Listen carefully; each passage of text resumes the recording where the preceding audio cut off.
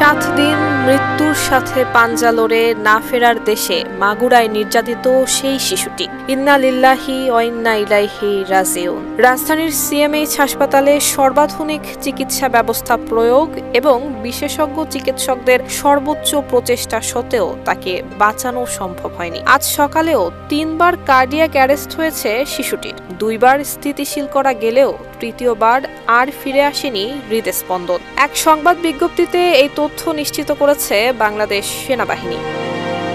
গত 6 মার্চ বড় বোনের বাড়িতে বেড়াতে এসে বোনের শ্বশুরের দ্বারা ধর্ষণের শিকার হয় 8 বছর বয়সী এই শিশুটি। এমনকি এই ঘটনার সঙ্গে জড়িত ছিল শিশুটির দুলাভাই নিজেও।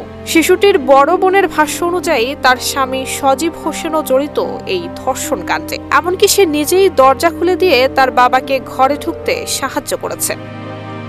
ধর্ষণের এই নেক্কারজনক ঘটনার পর ক্ষোভে ফুঁসেছে সারা দেশের মানুষ। কারো বিবেক ঠিক কতটা নিচে নামলে 8 বছরের একটি শিশুকে এভাবে অমানুষের মতো নির্মমভাবে ধর্ষণ করতে পারে, এমন প্রশ্ন নেটিজেনদের। এরই মধ্যে পুলিশ এবং সেনাবাহিনীর যৌথ অভিযানে গ্রেফতার করা হয়েছে শিশুটির বোনের শ্বশুর হিঠু শেখ এবং স্বামী সজীব হোসেনকে। শিশুটির পরিবার জানায়, ধর্ষণের ঘটনার পর আশঙ্কাজনক অবস্থায় প্রথমে শিশুটিকে মাগুরা সদর হাসপাতালে ভর্তি করা হয়।